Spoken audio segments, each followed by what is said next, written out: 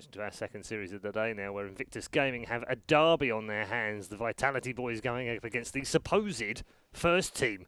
But they haven't had that all their own way over the last couple of months, so we'll find out who has the upper hand between these two. We welcome Shiva back to the panel alongside Purge. Very interesting matchup we have for our second game of the day. I like to think so. I think it's going to be very hype. Both of the teams have had numerous occasions where they clashed in the last couple of months. Yeah. Well, the best one was the Chinese Kiev Grand Finals. Yes. Qualifiers. They met in the winner bracket, and then IGV ended up winning, and then IG went to lower bracket and ended up coming through as well. So. But it wasn't like an overly convincing match for IGV. Yeah. I mean, they won, but it was an even series. Yeah, I would definitely agree. Like, they looked pretty even. I wasn't really sure who was going to win. They pulled through. So ever since then, IGV obviously better. We'll see if that's the case today. Yeah. It's all qualifiers, though, Kev. It doesn't really count until you get to a tournament. This is for the real bragging rights now. Well, in that case, it's still group stages. Both are still going through until they meet in the lower bracket. So until they meet in the grand final of this tournament. Of the Kiev Major. Or this tournament, sure. Yeah, then it doesn't count. Okay. Red Eye's trying to say the games today don't matter at all. Actually, I know that PPD yesterday said, scores first day doesn't really matter. But right now in Group B, there's 4 teams that have 2-0s, and IGV and IG are 2 of them. And that kind of means that this game, if there's a 2-0, because 1-1 will not make that big of a difference, but if there's a 2-0, that makes a massive difference because there's no team with 2 2-0 so far in Group B. Yeah, it does. And I said this yesterday, I'll repeat it today, the 1.3 point system, it puts such a premium on winning these games 2-0s, like EG have just done. It means they've gone from the bottom of their group to the top of their group in one match. So they've got to pick up some 3 points. We're going to start by talking about Invictus Gaming, the main team. I don't really know how to separate them. Is it the main team? Isn't it the main team? It's the main team in the sense that if you've got Burning in your team, then it's the main team that you're focused on, and yet their results haven't necessarily always been as good as their sister team. And it is a sister team rather than a junior team, which we've seen in a lot of the other teams out in China, of course, as well. And then Burning is the main man, but we saw some great games from yesterday. You pointed out, Shiva, OP having a really good day in day 1. Yeah. And he needs to repeat that again today. He definitely does. I think the series overall is going to have a lot of focus on the mid. We saw yesterday where IGV was focusing very hard on Sumail in the series that IGV had against EG, so they were focusing very hard on the mid, so I think there's going to be some pressure coming out on OP as well. He has his work cut out for him, I think, this series. Boboka had a really good series yesterday as well. He was playing a lot of Monkey King, I believe. It's his 3rd pick there. But I think probably the best Monkey King of the day. Yesterday. I don't know. The guy in Empire was Mposhka, was it? That guy was really good. And he had the Arcana. He clearly likes Monkey King more and is better. And it changes colors halfway through the match. I get to look at the different We haven't visuals. brought this up yet, but there is the Arcana meta, which we talked about a little bit yesterday. If you have 4 in your team, you win the match. That's how it works. The first time I brought it up, I was joking, but there is actually a huge percentage of Arcana heroes that are in the meta right now versus non-Arcana. Because there's only tell us 10 or less Arcanas, and there's games where we have 5 to 6 Arcana heroes total. They had 4 on one team yesterday. I think it was actually, I think that might have been Empire. It was with Crystal Maiden, Lena. Yeah. And then my next thought was, maybe those heroes are in the meta have Arcanas because they're more popular, because Valve wants to make sets. And then I thought, but that shouldn't technically mean more of them are good, which means Ice Frog, are you buffing heroes suspicious that have Arcanas to sell more money? Suspicious activity detected. Purge has found out what you're doing, Ice Frog. You've been shut found down the out. stream. Yep, shut it all down. Let's turn our attention to the Vitality boys, Shiva. Why have they been so good, do you think? What is it about this team? In the sense that when you look at them, if you're a general fan who pops in and sees the odd major, you'll look at these and go, I don't know any of those guys. Who are they? They're a team that fights, and dog fights comes up to mind. First mentioned it yesterday. You said it. I was going to interrupt you. I know. Because yesterday you started off saying it maybe as slightly a joke, but then the series, rather, it was not just one game of the series where dog fights played Earth Spirit. It was like a one-man show. It was amazing to watch, especially that first game. And Earth Spirit, you mentioned Baboka earlier on the other team. It's going to be a high contention point for this series. They're just a very fun team to watch. They're all over the place. They try to get an advantage very early on. They try new things in terms of ganking people at runes, but not doing the same thing every time, so you can't really predict where they're going to go. They're just a really fun team. Yeah, fun team to watch, fun team to play against potentially, but not if you're their sister team.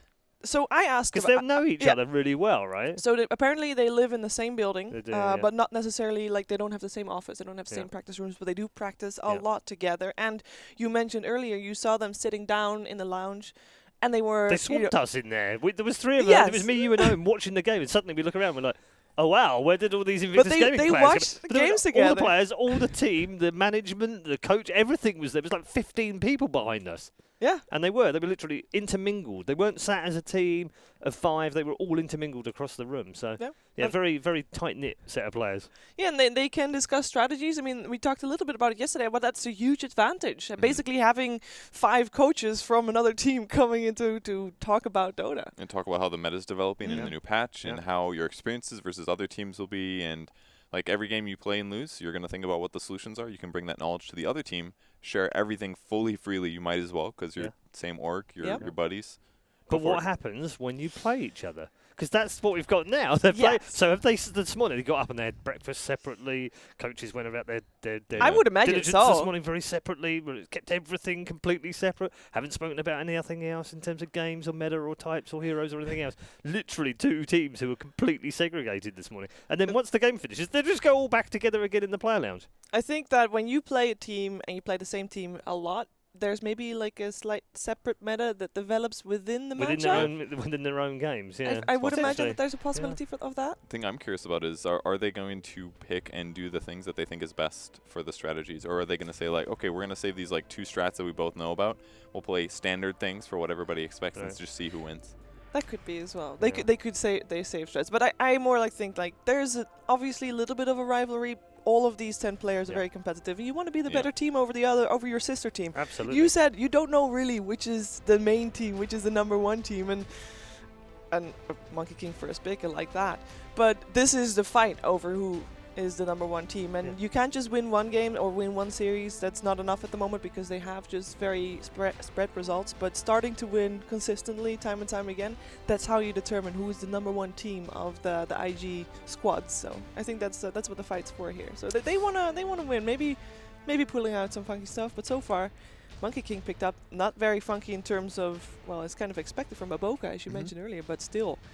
That's going to be fun. And in July, going for the same opening that he did yesterday, which was a Bat Rider opening. That's going to be his hero. So really prioritizing it.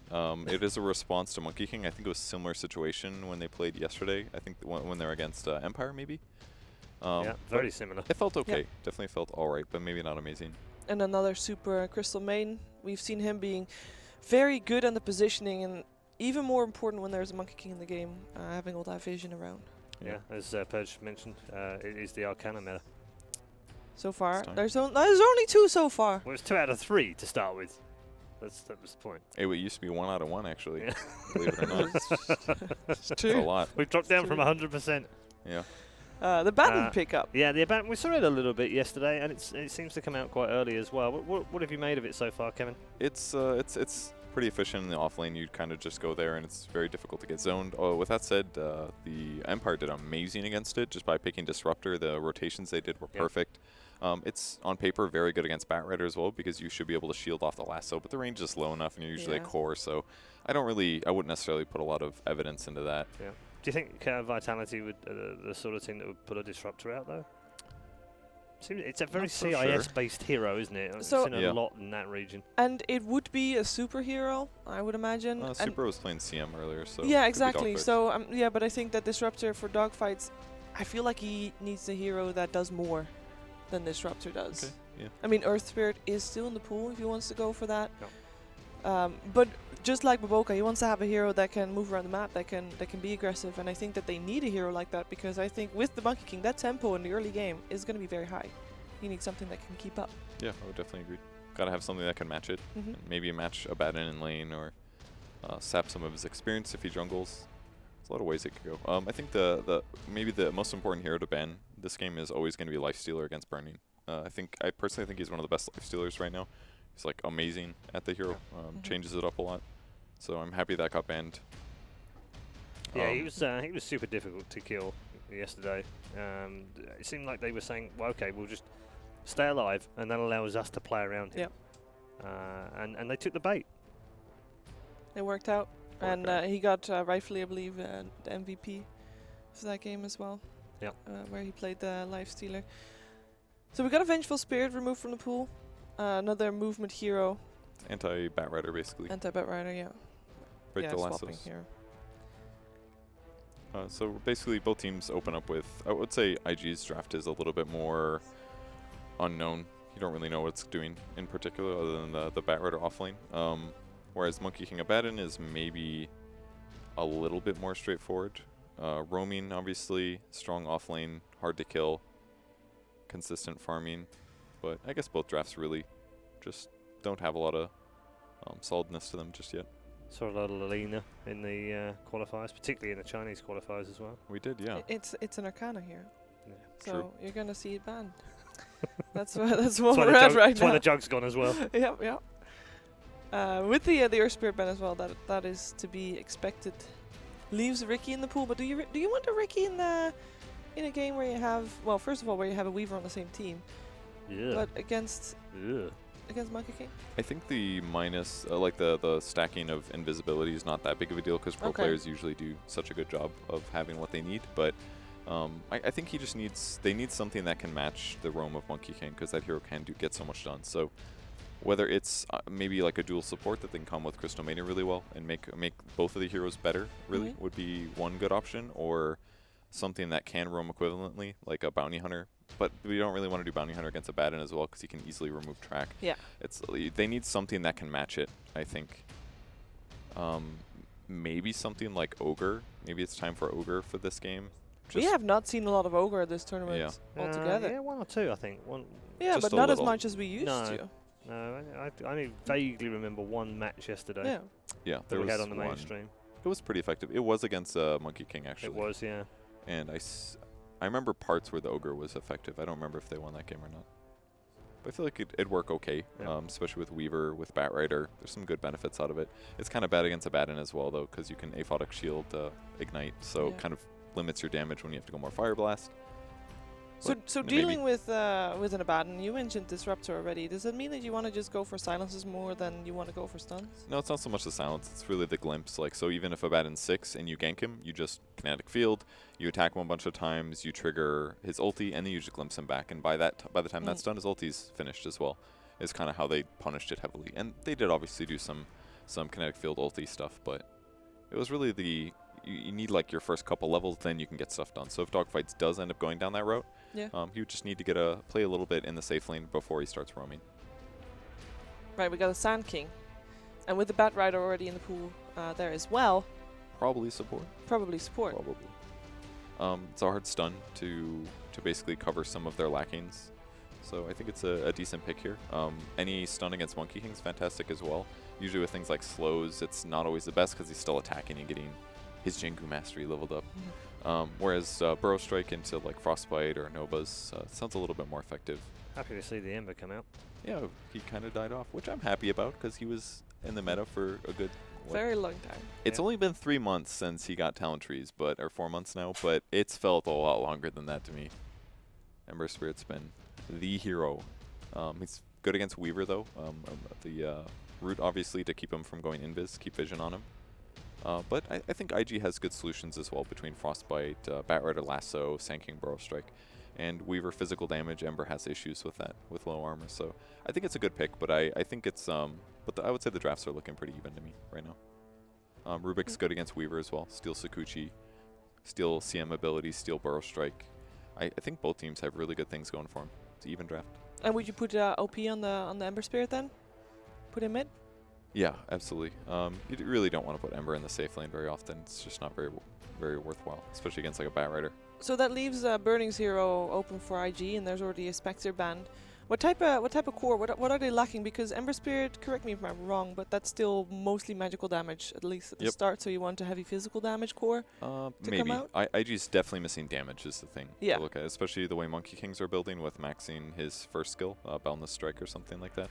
It's a lot of stun duration, not always the best damage, so they certainly need a high damaging core. Yeah. Something that can be okay against Weaver, maybe have a BKB or a Linken's in his future would be nice. Something that lanes well against Bat Rider as well should be what they're thinking, but Jug's gone, Lifestealer's gone. Not really sure where else they could go. I think Spectre definitely would have worked well, just comboing him globally. No matter where the gank is, he's going to be there with a dagger and an urn maybe. So not sure what they're going to do, but that's the features they're looking for. All right, and for IG Vitality, we're looking for Sakata, Sakata Hero with the OD already removed, as we saw him yesterday. Yeah, OD would have been great because they're lacking damage a little bit. So if you have OD there to stop half of the burst, then it means getting kills would be really, really tough for them. So yeah, something kind of similar. I think their lockdown's okay. They could definitely use more damage because right now it's basically what Burrow Strike, Epicenter, Weaver right clicks. There it is again. Okay. Burning Anti-Mage. We had an Anti-Mage game yesterday. Well, not in the mainstream, I believe it was Faceless playing Anti-Mage. It was I was going to say Black took an Anti-Mage yesterday, didn't he? It was an hour-long game or something like that. He didn't end up making it. Yeah, which is odd, isn't it? Because the longer the game goes on when you've got an Anti-Mage, you sort of think, he generally should be quite dangerous. Okay. Yeah. He won a lot of defensive items that game though. I think he was against a lot of annoying abilities. Can't remember what it was, but he went like Lincoln's BKB maybe. No, or that was on the second stream as well. That it was on the second stream. Yeah, we didn't see that one on the main stream. All right, thank you very much, both of you. It is time to send you over to our commentary team for our IG Derby game number 1. So let's join Fogged and Cuddle Guy. Thank you so much, Paul. I'm here with Fogged, and we are elated to present to you IG versus IGV. Now, Fogged, IG get to open up with one of their most comfort picks, the Baboka Monkey King. And I believe you were looking over some of those stats. What's the numbers say about their performances with this hero? So Monkey King across the board right now is about at 80%. It's like 78% win rate. And the Earth Spirit as well, which was banned out, was also about 78%. And these two teams are the ones which have been favoring these very highly. And just wanted to touch on it that I think we might be cursed. I think we are. I think we've gotten like 4, 5, maybe 6 Alchemist games for ourselves, but let's jump into it. We got a Burning Anti-Mage. The legend. This is legendary. This is pretty good stuff. And I got to say, though, as much as we acknowledge that IG were able to get a hold of that Monkey King, it looked like IGV did get some pickups that are going to be pretty good to kind of counter that a bit. Lots of different ways to like get vision. Of course, the Bat Rider with Firefly for flying vision, Crystal Nova to get yourself vision, Swarm, and they have, like Kevin was saying, the hard lockdown from the Sand King, always very good versus the Monkey King. So it's a interesting draft coming up, but then with the Alchemist last pick, I'm slightly favoring IG. Just because I think that they can pressure this Alchemist with the Monkey King. I think that's going to be the big eyes to watch. Just the Baboka Monkey King. Yeah, we witnessed yesterday MP versus IG, and it was IG going against the Alchemist, kind of a lineup, and they did a fantastic job pressuring all the objectives and just restricting the farm access to the Alchemist right away, and he ended up getting starved out immediately. Now, in that game, they had the benefit of seeing the first round Alchemist come out, so they kind of knew what they were going to be in store for here. Another case of the 5th pick Alchemist. So let's get underway. This is a super important match for both these teams. I know that they love each other so much and they live in the same house, maybe even eat the same food, but one of these teams needs to etch their way into the upper bracket. The other one might be just left behind into that scary gauntlet of a lower bracket. I hope to see some like cute little like playing with each other and stuff, just because these two know each other more than like any team, I would say, because they've played each other nonstop Kiev qualifiers in the finals, DPL all over the place, like all these different tournaments that they've been playing. They just always are playing versus each other. Would not be surprised if Baboka got a lot of his early grind of, practicing out the Monkey King, where it would work, where it would not work, in matches going against IGV. So it looks like IGV might start in a type of aggro to just help in July at the start and just leave the Weaver 1v1 versus the Abaddon, which is a pretty good setup for themselves, being able to pressure. Since Rubik AM Monkey King isn't really that strong of like a tri-lane. If you overcommit, then you can get punished a bit, but I would say that IG has a little bit more strength with Bat Rider, just being able to spam those stickies. We saw a lot of those similar traits from Liquid yesterday, making sure that they could get mind control a good time in the offlane and then being able to separate from there. So it seems like it's an approach that people are doing. It's either helping the offlaner or just recognizing that it's like, man, zoning in Abaddon or zoning these Centaurs is just way too difficult. They're always just able to force experience, so just may as well make the most of what you can on the map. But as we're saying that, it looks like they're just going to go switch up to dual lanes and just try to maximize experience and pressure, because they're assuming the Monkey King's just going to be kind of running around, and they get eyes on Baboka in the mid lane while he's trying to do some cheeky courier snipe, it seemed. Yeah, I was going to say, there should be no chance that IGV should let this courier get sniped. They see the Monkey King all the time. They know this guy. There's no way they're going to let him get the easy access to that. So Baboka instead takes his initiative up to the top lane to see if maybe they can get some sort of surround play there. But, top lane, first set of pressure coming in. Baboka springing in. In July, taking a lot of shots. They get the telekinesis, the pullback right now. He's getting blocked by his own creeps, and he actually gets brought down by it. Very unfortunate for him, because they did end up, they went for a bit more greed to try to pressure the lane, where they went for the caustic on the Sanking, just not expecting Baboka's quick rotation. Yeah, that's the thing. This hero is ridiculous. I felt like we were just acknowledging he was in the mid lane kind of teasing at the courier, and suddenly he's in the top lane getting first blood. The immense amount of mobility, top lane putting more pressure. Dogfights is incredibly tanky, though. He does have a poor man shield. They're going to go for the lift. Very more difficult. They are. Burning's going to get some pot shots in, but this should not be a kill, but more heavy harassment trying to force out the rest of these little tangos and forcing them to kind of fall back maybe with an early shrine or something. But no surprise to see OP already with a good head start in the mid lane. 9-1 CS to the Alk, who's pressured back quite a bit, settling down at 4-0. He's got the PMS to kind of help with a bit of pressure coming his way, but he will accept that. It's going to be a slower start for him, but always has that jungle to fall back on. Non-stop aggression, top lane Dogfights again getting hit by the Primal Spring, lifted up, and he gets brought down. 2 kills already. So they are wanting to keep this Monkey King in this top lane by doing this like dual pressure and trying to pressure the safe lane, but they don't want to be giving up these kills. Yeah, this is nuts. I mean, is there anything that IGV can do to kind of stop this hemorrhaging that's happening already in the top lane? I mean, it looks like they're going to be sending off the Batrider to work with the jungle, but Dogfights is going to have to play this safe, and he's going to be neutered quite a bit. I mean, it's really hard because they just needed their level 2s, really. Yeah, get off my back. He's just spanking him right now with the rod. This one hero is just zoning back both of them from the lane, and Burning's just like, thanks, bro. I mean, they've got their level 2s. That's the thing, because they gave up the kills. So the Batrider and the Sanking, when they have their level 1s with these 2 abilities, they're pretty damn worthless in the lane. They need that level 2. It's really important. Weaver also bottom lane. It looked like he's getting pretty feisty right now. Happy to really take it to XXS, forcing to dish out all the early shields right now. He's actually just like pushing the wave in constantly to just to keep the pressure, just double creep wave sacking on him, because Abaddon versus Weaver, you can farm decently as an Abaddon unless it is that the Weaver does this, because he started with Poor Man's Shield on the Abaddon, so you only have 1 set of tangos, while the Weaver had 8 tangos and maybe even a salve on top of that too. I think actually only 8 tangos, but Crystal Maiden now kind of paying a visit to the neighborhood here. I don't know if it's just them trying to add the extra pressure because there's so much attention. They're looking for dogfights. Where is he going?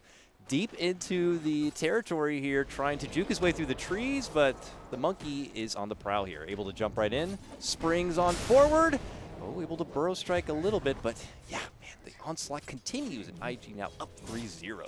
That's not good. Definitely not good. In July, already recognized that he can't really even like lane up there. He already started to go for the jungle, but Dogfights is just trying to do what he can. He's trying to like hide in the trees, hide in the side, but it's the beauty of Monkey King. It's daytime. He can go in the trees. He can get much better high vision, flying vision over him. Beauty of Monkey King. Careful with that word. Beauty. Bottom lane, XXS happy to pressure back onto the Weaver now. It felt like maybe the Weaver was like, hey, if I cause enough attention down here, I can draw some focus from IG and kind of relieve the pressure on the Dogfights, but they are super content. They know that Abaddon can sustain, he can hold his own way, and build up to that core. Is this one of those games where we might see the early Radiance come out? Is that...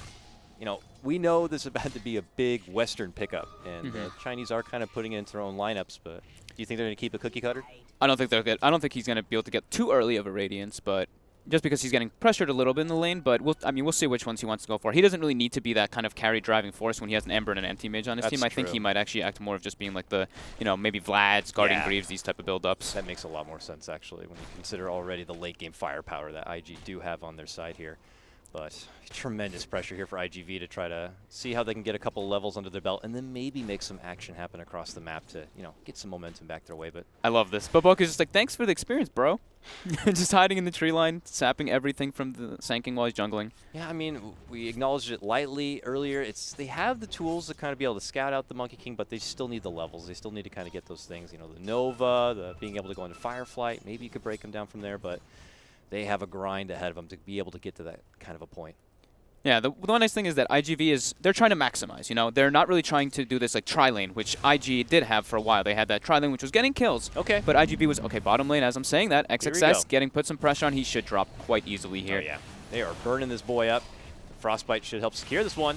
Now, they do get a rotation in from Q with a Fade Bolt, and XXS might be good. Walking back behind the tower, this man is just... 10 stick charges. They have just avoided the 3-man gank. IG feeling pretty unstoppable already. 1 or 2 more hits with the Swarm because it starting to add up with the minus armor. Baboka trying to go for a courier snipe here, unable to get it.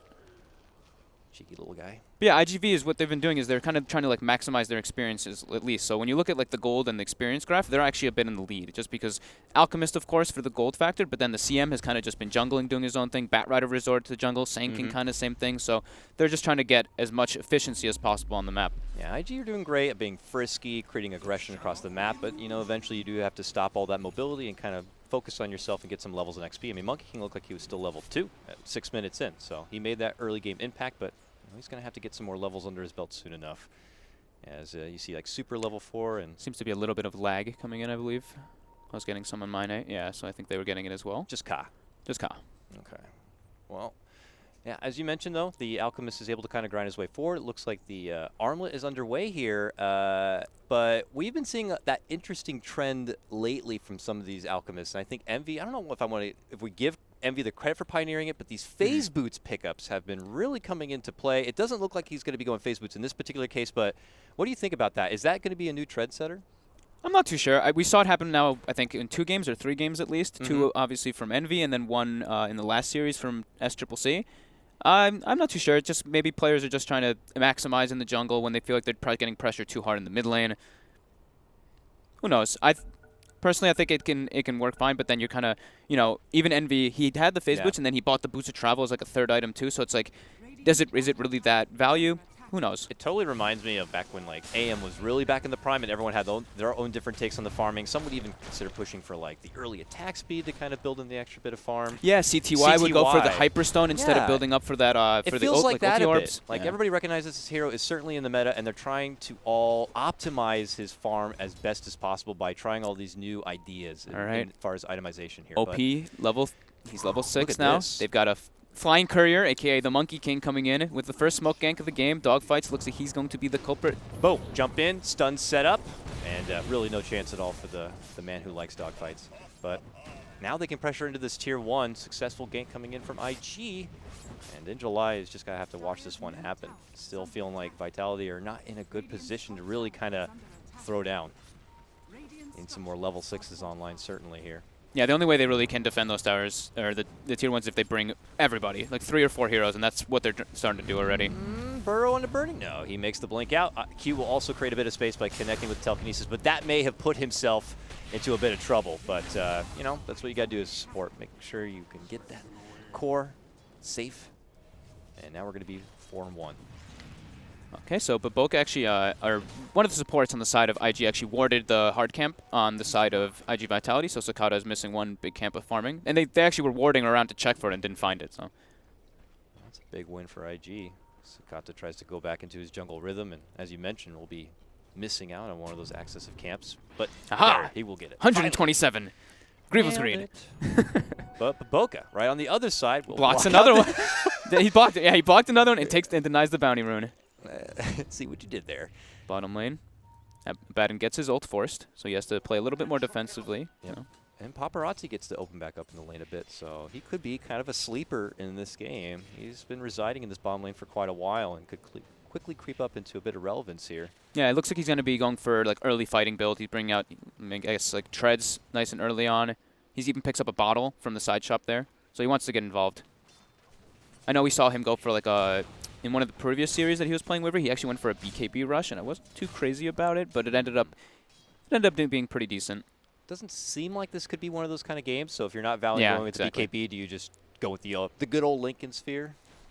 We'll see what he opts to do. He's been doing very different builds because that game he went BKB Diffusal, then went back for the Lincoln. So it's like we were all kind of talking about it, like, He likes to go for like a bit more unorthodox things and just likes to be more involved with his team. And then that's what, like Shiva was mentioning, IGV is the team that they really like to fight and just constantly bring the aggression. Here they come again, dogfights. Is he going to be ready for it? It doesn't look like it here. He's going to be trying to make it back, but they may be able to get the catch, and they will. Another long ball stall comes in from Baboka on the tree line here. Dogfights, though, able to weasel his way back behind the tower, but they still are able to pursue. Take him down again. Dogfights, man.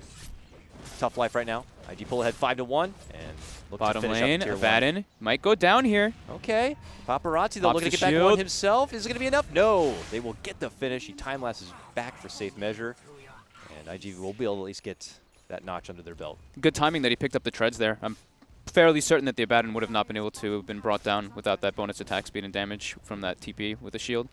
So Paparazzi putting a lot of pressure now on that bottom tower as well. IG claims themselves that top tier 1. What do you think, though, of this like kind of economy game we can see develop here when you're going from Alchemist versus AM? You know, AM is that guy who's just going to be grinding away, but Burning has shown he's happy to get his hands a bit dirty, at least if the fight is presented in front of him. But do we imagine he's going to be dedicated up here for a long while and not looking to kind of get involved in the 5-on-5 to try to match up against the Alchemist? Yeah, he doesn't want to get involved. Okay. They have pretty good fighting for other heroes, so he can actually just kind of like chill out and come in and get maybe involved just with a finisher. But other than that, I mean, they probably just want to get like the Monkey King online, like get him his level 6, which he's picking up the tome now, and then they can fight a lot easier without having to involve their anti-mage. They can bring the Ember, they can bring the Monkey King. Once the Ember has Veil, then they start having a lot more team fight prowess, not needing that anti-mage. XXS back to the lane, gets poked and dances around with the Weavers still. And as you talked about, Baboka now builds up into his level 6, so he's blue now. That's the thing. And they'll just continue to add the pressure on forward. As mentioned, you know, something IG had practiced yesterday, or just last night even, in their matchup against MP. They know they have to pressure these objectives, so this Alchemist can't just easily become that behemoth and have that space. Paparazzi, though, even pulls out the rotation towards this mid lane. Scouting sure for the monkey. Can't go for it, yeah. Yeah, trying to throw the bugs on the trees, trying to find the Monkey King. They actually do find both D-wards as well in their jungle, so the camps that were blocked are unblocked. And IG actually has very minimal vision on the map because of those Ops wards being dewarded in the places that they would. So I think the next wards that they're going to be placing will not be camp blocking wards. Look at Sakata, man. He has his relic now. So the Radiance is coming together, which is, what, phase 2 of Alchemist's game plan here. Building into the Ocarine, so he's going to make him nuts. But here we go. Dogfights looking for some redemption here, but he will be simply epicentering the wave on that one. Burning's going to be able to easily scoot away. I think Super got a little bit body blocked by the Weaver when he was trying to go for the Frostbite afterwards, but it still would have been a pretty close call. I think they would have actually had it if he got it off with the epicenter follow-up. Tier 1 in the bottom lane is going to be going down. IG will pick up that one. IGV pressuring a Tier 1 themselves here in the top lane, but a couple of rotations will be forced out. So looking to hand this one over. I said he might not go for the Radiance on the Abad in this game, but he is going to be going back for, he's going to go for the Phase Midas build, so he is leaving his options open just to be able to scale into the later stages of the game, since, you know, they are playing versus an Alchemist. This game is going to go late. How frustrating is that going to be for IGV, in particular the Alch and the Weaver in these fights? Is it like a bit problem? Like, oh, for IG? Yeah. I was just literally thinking about that as soon as, like, right before you said it. I was like, I just realized they have a Weaver with the Alchemist. The time-lapse Aghanims at later stages is going to be pretty obnoxious. We'll see how it, like, really comes into prowess, like, if IG is actually, like, balanced. Because right now, I'd say they're okay with how farmed the Alchemist is. They probably wanted to get him once or twice with the gank, but they haven't really tried to. They've been emphasizing a lot more on that top lane to secure Burning. Speaking of which, he's getting closer into completing out that Battle Fury here, keeping things as traditional as a Burning AM should. But we'll be hit up with a Frostbite here. No hasty movement forward, not looking to kind of hand any sort of careless encounter here from IGV. The way that Burning is posturing does make things a bit suspect that IG could have some forcements behind, and sure enough they do. Now they're moving on forward here. Seems like Angelai's a bit of trouble. Pulled back, stunned up, fade bolted, and he is gone. Now comes in Paparazzi, looking to get a bit of redemption here. Dishes out the Swarm, sees the weak target in Q, pops the wand to stay alive, but here comes Alch. Is he going to be able to get off a stun? No, hits himself, but they will be able to at least get the Rubik down. This mid tower for IGV is super important. They can't lose this last tier 1. It gives way too many access points into their jungle. It limits their Alchemist's farm just way too heavily. So defending that one is probably the most important thing for them right now. And now they're going to be able to get some own pressure for themselves. And it looks like Paparazzi, I believe, has picked up I think a Dragon Lance finished up on the Courier. Yeah. So he's going to be going for that fighting build because he has an Alchemist anyway. So he wants to be able to just be involved. OP.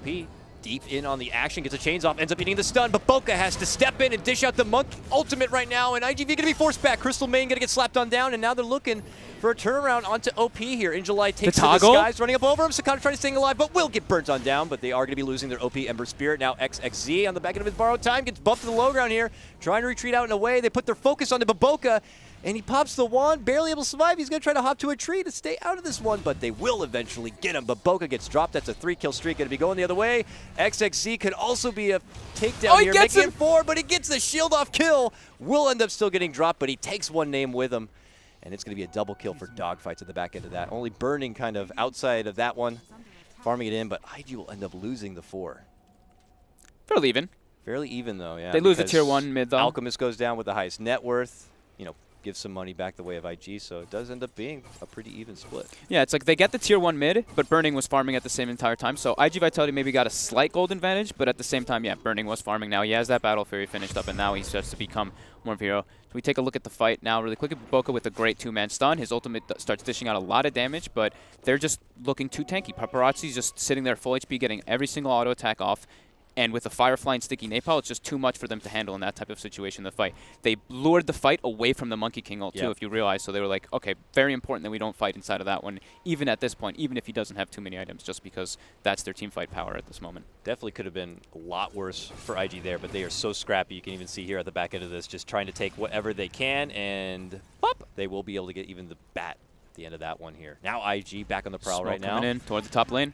This could be a big one here already heading to the trees. They spot out Angel Life from behind. They're going to quickly hit him up the chains. A double Remnant 4. Can they burst him down in time? Yes, they can. He's going to get dropped. Dogfights goes for the epicenter, but it's stuck within the trees, and they just evacuate the premises, knowing that is just no good from here. I think the edge of the Flame Guard actually clipped him a little bit because he had his Blink Dagger up as well to go in, but I think the fight was already over. Like, he started the Epi channel, and he was like, uh-oh, we can't fight here. There's way too many heroes, and that's when they were just disengaged instantly. So it was a good kind of call from him to hesitate instead of just like stunning in and throwing his life away as well. They only lose one instead of multiple heroes. Not sure if IG caught that Epi or not. They may or may not know it's on cooldown. A bit of information they could be using. But as we see, Paparazzi back on his grind here through the bottom lane. But look who has stolen Sakuchi. It's a telekinesis pull-up. Remnants forward. There's the time-lapse back, but he's still under the tower and will easily be squished. Burning's like, please give me that last hit. Very important if Burning gets those, but top lane, some pressure onto the Abaddon. Looks like he should drop down very easily here. Yeah, borrowed time, forced out to be able to get away from this one. Tries to pop out the shield, but he's quickly surrounded by 4. You take one of ours, we'll take one of yours. He's on Radiance. He's got the recipe. He's got the Relic and Quick Buy as well. So he wants to just be able to scale as much as possible and be able to match up versus IG Vitality. Like we've said multiple times, this is going to be a late game, so he doesn't want to have to be just team fight. He wants to be a damage dealer as well. It's Alchemist games for you. These are long and gritty. And a battle of the true #1 cores. But IGV satisfied. Get the pick off, take a tier 1, and now kind of have the IG jungle to kind of rummage through. And as you can see, they already took the time to plant down a couple of good deep offensive wards here to catch anyone farming through that territory, or maybe a possible future pick off on a jungle farming Burning, let's say. So they reset back a bit, and we'll look to see where they take it from here. But for the first time in a while, IG are going to be a bit patient at this point and get back into the farm game. Yeah, Burning going to just try to farm on the enemy side of the map as much as possible, because now, like you were mentioning, he probably has a feeling that those wards were placed in his jungle, and he wants to limit as much farm as possible from IG Vitality. But IG Vitality taking a very quick decision into the Roche. With the Swarm, with the Acid Spray, more than enough to bring it down with ease. Now with this Aegis in this timing here, are we suspecting? Dogfights mid lane. A little too far past his leash. Will get caught out and possibly punished here. Paparazzi looks to step in, but by that point, it's too late to save his comrade. Dogfights will go down. Now, outside making a lot of plays. Yeah. Outside of that moment right there, with this Aegis now online, IGV, do you expect him to kind of play it now? Or IG, rather. Do you expect him to play it a bit passively from this point, avoid getting into any confrontations, and hope to stall out the Aegis here? I think it depends on like the information that they see on the map. It's like they can just like avoid the Weaver. Pretty much, Aegis on the Weaver, just look for the heroes that are showing in the opposite lanes and go for those type of picks. Just let Burning farm. I mean, they don't really need to or they don't really want to just be fighting non-stop into that because they have this anti-mage for the later game. They can go for like these small pickoffs, and it's Q's been, like I was mentioning, Q's been doing an excellent job with the stolen Sakuchi. Now he ends up stealing the Burrow as well, so he has good ganking potential. Sakata showing in the bottom lane. He is quite alone, so it looks like IG was trying to set up, but Q instantly cancels the TP once he starts to retreat. Yeah. And it looks like they'll kind of step off from that point. IGV have been able to kind of reset that bottom lane, and they're looking to finish off that tier 1. Swarm flies out. Baboka will be able to sidestep it and take it to the trees right there. But he'll be watching from above, and it looks like the way he's stepping back, this is going to be something that IG will just hand over. But now even at tier 2, considering being pressured now, are IG going to be forced to defend it? No. Looks like IGV are content on kind of getting back into the grind, because XXS has been in this top lane hanging out. Just chop it away at this tier 2 with really no pressure at all. And it doesn't seem like IG Vitality are caring about rotating it.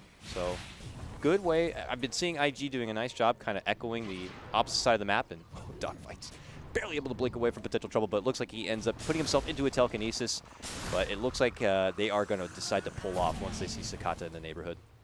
That was nice little plays by IG there. They were pressuring the top lane, forcing reaction, and Baboka just threw his ult bottom to just completely push them off of the tower. So they had to like just react instead of doing their own pressure. Looks like he's moving forward with that Basher, which has quickly become the cookie cutter pickup for your Monkey King, and has that nice value Blightstone as well, just to get the extra minus armor out of that ulti too. Yeah. Sakata sees Q. Q sees him, hits him with telekinesis, jump in from burning. XX here. Sakata dishes out the stun. Dogfights with the burrow. Is Burning going to be able to make it away from this one? Yes, with assistance coming out from the Abaddon. He will get the extra life necessary, and they will walk away from the trouble. They don't really want to fight without the Ember and the Monkey King. They were just kind of like, again, fighting, forcing pressure, forcing reactions, and they forced the epicenter. OP, the defusal catching him a bit off guard. He looks like he might be okay with this next Remnant. He's got one more. No, but no, the double hit from the Weaver. The solo kill from Paparazzi onto an Ember Spirit. This guy's got a Dragon Lance and a defusal. That's not the Lincolns I was expecting. Baboka getting ran down as well. Yep. Frozen up. Nowhere to hide. Here comes IGV. Taking the game right back now. Maybe 10 to 12, but this Alchemist is becoming quite the beast. And their team is happy to rally behind him here, pressuring with the huge advantage it feels like they have as they approach into the mid game. Yep. Baboka claims himself that nice mid tower, but he ends up paying with his life. Mm-hmm. But from the point when you were saying that they wanted to hold on to that tier 1, look how much they've been able to get since then. You know, so it was that fight they took in the mid lane was so important for them. Now able to just like progress into these later stages, access to the Roshan, everything. You know, I was saying like one of the best things you could do against the Alchemist felt like being able to pressure the objectives, but it is IGV who are taking objectives just left, right, and center at this point. That's kind of why I was saying like I thought that the Abaddon was going to go for more of those like team fight oriented things rather than the Midas, so that they could pressure the Alchemist in a way. But he was decided, you know, instead of fighting greed with pressure, fight greed with greed. Can't help but feel like this is going to be weighing on the shoulders of Burning a bit. Now with Ember Spirit going down the bottom lane, he has that early Blade Mail pickup. I feel like when it gets down to the later portion of this game, it's going to be on Burning trying to kind of get the most out of some of these fights, or at least even split pushing the map. We'll have to see. Yeah. IGV are beginning to roll with that Buddy Bice system here in the bottom lane, fighting without their Alchemist here, and they get a hold of the man himself. Burning going to get pulled right back into trouble, and just handled right there. Paparazzi picks up the last hit. Just as he picked up his Manta as one, he had just used it too, so it was on cooldown. Dead for 50 seconds. Let's see what Vitality's able to do in the meantime. Radiance Abaddon pretty much finished up. He's 150 gold from it. Is that a good power peak, you think, for their team at all, or are they hoping to get back on a bit more than just a Radiance? I think they need a bit more. I think it's just a big greed. It's just going for later on, later stages, preparing for later Dota. That Bug Swarm is seriously a problem for the Monkey King once he gets caught with it. He has to jump right out from the trouble and hightails it back indoors here. But IGV, just as they take the bottom tier 2, they rotate on over to the mid lane, and they're going to be taking yet another here, it looks like, with really no threat at all. They could fight here. You know, it's a little bit hard versus the Alchemist and all, but they do have the tools that they need now. They have the Manta on the Alchemist, they have the Blink and the Blade Mail and the Veil on the Ember Spirit. If they get a proper catch, if they are the ones to cause the initiation, they could cause a decent fight versus IG Vitality. But yeah, IG Vitality backs up, content with farming a little bit more. Paparazzi's queuing up a Lincoln's into his items next. Yeah, really hasn't been pressured enough to be forced into that early defensive pickup. Instead has found opportunities to kind of go more on the offensive, and now can just fall back on getting a bit more security for himself and his Weaver. Looks like IG wants to go for a smoke. They're trying to go for some pressure here. They don't want to lose all these tier 2s. It's like they're like, okay, our map control is becoming like negligible, pretty much nothing. Really feels like they need this. Yeah. Burning looking like he's going for the next item, Aghanims, so that he can obviously not have to worry about that lasso. Lasso and CM bite, stun, Sand King stun, concoction, yeah. Okay, OP in, gets the chains. It's a Crystal Maid kill, and that's cute and all, but they would love to get a lot more out of this. But Dogfight fires back, big Epi flying on in. It's going to force out the borrowed time, but quickly wiping them out now is going to be one and only IG here. Alchemist also trying to hold his own, trying to fight within the mist here, but it looks like IG been able to be getting the opening they were hoping for here. Can they finally bring down the behemoth and claim that mighty net worth? Yes, they can. But Baboka with the double kill, and it is IG with a 5-man wipe. No burning necesito. I didn't curse them. I was like, they can fight now, and they actually did it in one. Woo! They didn't even have burning there, so that's a massive win. We take a look at the fight recap. 3,200, and 3,200 gold swing to IG, but also 1,000 gold lost from IG Vitality. Meanwhile, Burning is farming the entire time, claiming tier 2 bottom, now pressuring the base tower as well. Lots of access points into the enemy jungle now with those, with the tier 1 mid and tier 2 and tier 1 bottom cleaned up. He's able to just. I gotta see this again because I figured with the turnaround dogfights, I thought it was going to be IGV's fight. I want to see how much of an impact this Radiance may have had in this fight. Let's watch the bashes as well. So Blade Mail onto dogfights. Dogfights gets eradicated from that. But Boca jumps in. Let's see how many. I just want to see how many bashes this ult gets. But no, it's just majority of them actually just died so quickly from OP, from the Veil, and just the burst damage from the Ember Veil, Spirit. the Radiance burning all through them. It just kind of adds up and just slowly decays at them. And next thing you know, it's Sakata, the one-man army here, quickly surrounded by 3, and they're able to easily purse up that extra bit of gold. Suddenly, we're back the other way here. What do you think at this point? Is it IG suddenly pulling up in ahead, or is this game almost back square even? I'd say it's starting to be. I would say that IG Vitality should start feeling maybe a little bit afraid. The one thing is that they always have the Alchemist, and they have everyone can benefit from an Aghanim's and a Moonshard. You want an eggs? You want an eggs? You want a Moonshard? Everybody gets eggs. Well, here comes IGV just as IG make their own approach. IGV looks to fire back. Oh, high ground advantage though for IG. They see the trouble, they see the smoke, and they look to get right out. But can they make it away in time? No. Looks like they are going to be able to kidnap Boca and pull him back. One will pay the price, but, I mean, if it's a one-man takedown who's going to have to tank the gank, that's not the worst thing ever for IG. Yeah, they kind of had to just, like, straight up disengage because the Monkey King and, or Q and Baboka were walking in there, and Q's like, dude, I have a gem. Like, I'm sorry, man. I'm out of here. You're left alone. So he had to bail instantly. They saw the ward get placed down from the low ground instantly, so that was when they knew they were just like, okay, we got to just cut the casualties to a minimum. He's going to get in there and try to take out some of that vision. Now we'll Q. Yep. Yeah, he put his gem back at base. He doesn't want to risk it. Just buys the sentries. But IGV are going to be able to claim what looks like the final outer tower here. And now it's all high ground moving forward if they can kind of maintain these pressure throughout the lanes. And looking to go for a grab here. Paparazzi. Whoop. Oh, seems like there's a little bit of lag coming out. Quick time lapse back. Paparazzi now out through the back door here. And he's able to create enough space to get the TP off, it looks like. So he's going to be fine. That was very close to them grabbing. It looked like they saw Sakata and they could have stopped his TP, but they were like, no, go for the others as soon as Sakata TP's out. Unfortunately, not able to grab anybody, but... Oh, burning. Oops. Whoops. Whoopsie. A rare mistake from the legend himself. I saw that. It's okay. -1 blink second cooldown. It's only 4 seconds now. It's fine. Real nice. Yeah, Ags coming together, man. This is going to be interesting. Unsuspecting Ags could definitely make things a bit awkward for IGV, but if they're privy to it, obviously that means that they'll have to just change their focus targets there. But another smoke here. IGV back in the grind last time, only able to get the Baboka takedown and plant a couple of wards. Those couple of wards were already taken away, and they would love to get a bit more out of it here. A good team fight could also allow them to fall back on a Roche. That should be coming up soon. So have to watch the positioning still. That last fight showed a lot. If they're clumped, they can just get eradicated from the Ember Spirit combo. And he's not even level 18 yet. Once he gets level 18, that's another big power spike for the Ember Spirit with the Veil. IG are hanging, though, in a great position. They're smoked up. They get a 2-man burrow. Great initiation. Moving right in. The pullback, though, comes up from Injuly, and that's when the Monkey King goes out, and the burn begins here, and crumbling down is going to be IGV. The time lapse, though, from Paparazzi, able to get it off just in time, but Boca's still holding on with the help of that Apothic Shield, while on the other side here, OP trying to go for the finish on the Crystal Maiden, will finally be able to get it, but Boca looking to try to run back away. Sakata manning up, running in, will be able to slash him down. He looks for his next target onto XXS, and he's like, I cannot kill that guy, so opts to pull away. Between him and Paparazzi, though, can they somehow surround onto Burning and get the finish? Burning sidestepping, looking to avoid the stun. It will end up connecting, though, onto the XXS stun. Now going back in once again. Sakata looking to step away here. Can they do this? It's a 3-on-2. Now they manage to isolate Sakata, blast him down with the ulti, but still not enough for the finish. Well, look at this on the other side. Paparazzi creeping in, forces XXS to turn back.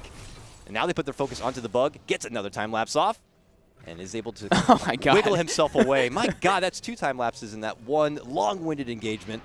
They were just dancing around. Yeah. They didn't have any, I mean, no form of lockdown was alive, so they weren't able to catch anybody. Unfortunate chains missed by OP, but then Sakata, honestly, dodging his concoction saved him there as well, so he was a bit, not lucky, but great timing from his Manta style there. Yeah. Ooh. Jump in. tease there from Burning, but they know this Roche is up. Last time easily claimed by IGV. This time they want to be able to take it for themselves. They see the reapproach from the little lady, and they smack her down. Knowing now that they have that ward on the high ground here, it looks like IGV are going to have to sacrifice the Roche, and this extra life will be going to IG. And as you can see, they are maintaining about a 5k advantage when they are going against the Alchemist here, so it's a pretty good one for them.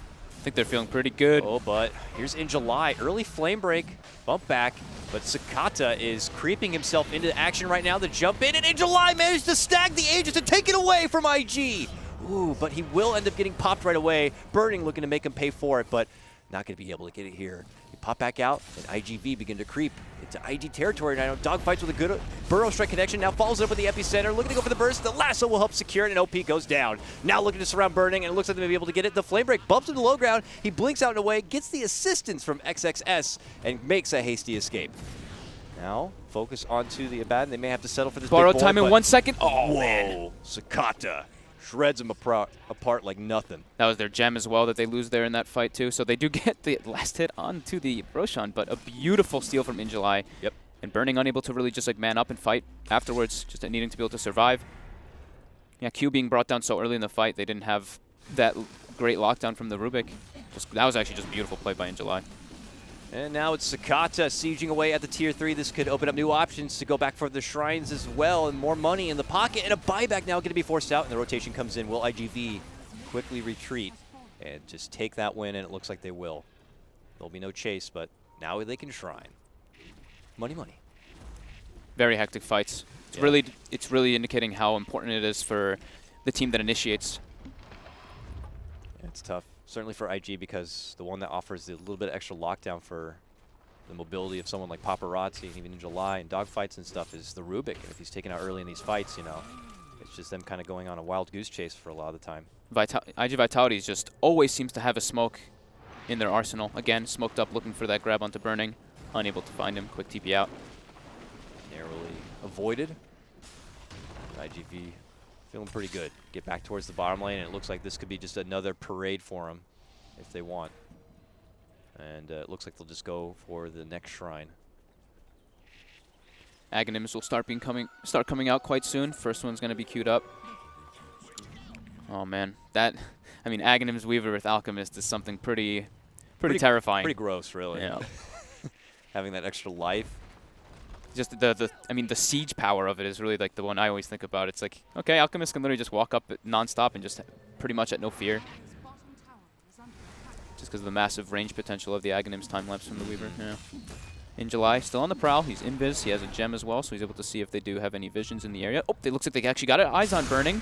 Oh, but he just reflects it right back. But that means that In July could step in with the lasso, pull him right into the arms of Paparazzi, and super raining down the heavens above. But there's Yules.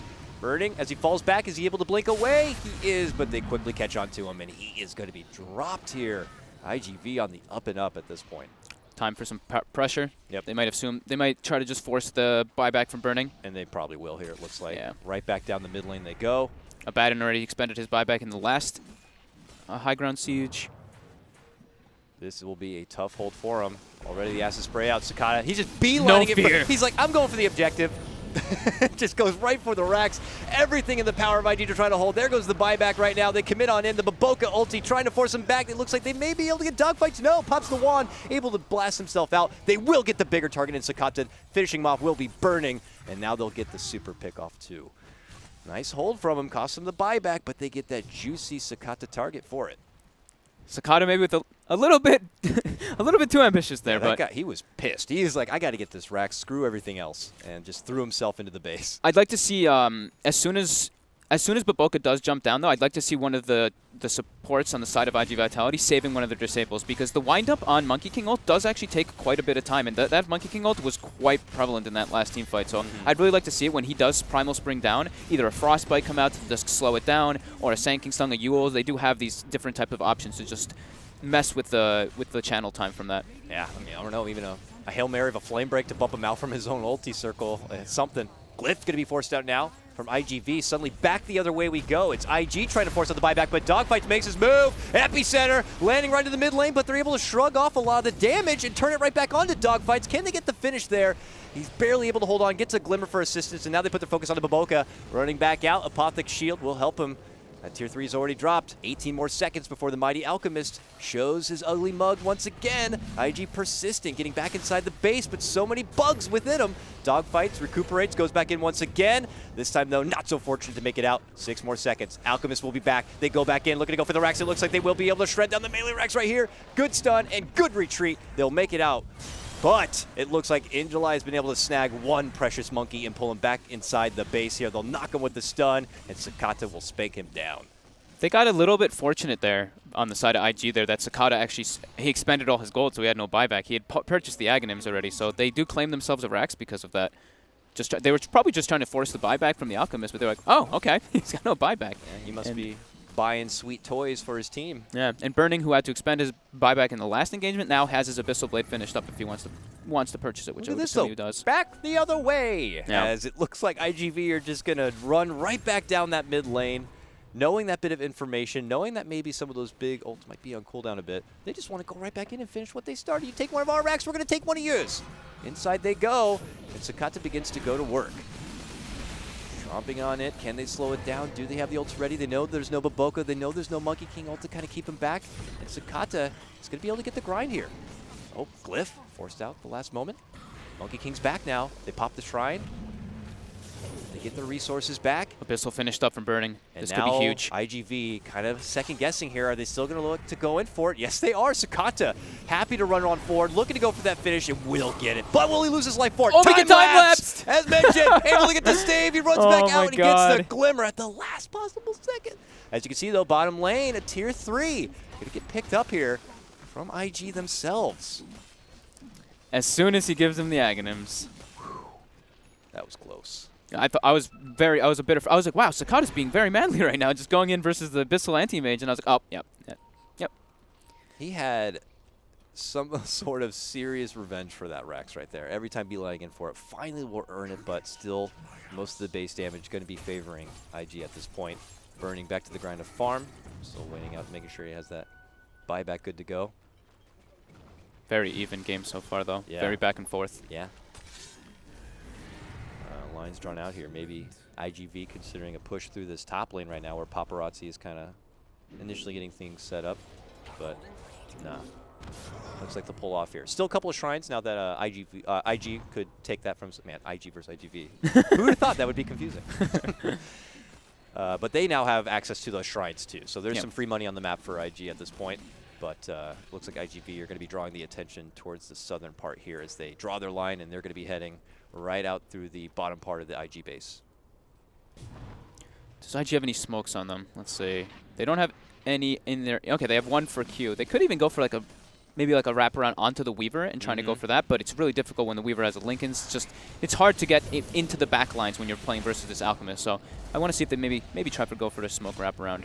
But it looks like that's probably not going to be the option. They just have the Abaddon being like, hey, I'll stand at the tower. Yeah, I mean, IGV were first pressuring that lane, but I guess once they pulled everyone from IG at attendance there, they just withdrew. So IG kind of on a little bit of pursuit to see if they can catch any stragglers, but it looks like they will be coming up a bit short there. Yeah, super common move you see in like a lot of pro games is just like, okay, force them just to TP back, and then everybody split up and go farm, push the lanes out, rinse, repeat, kind of those type of maneuvers that happen.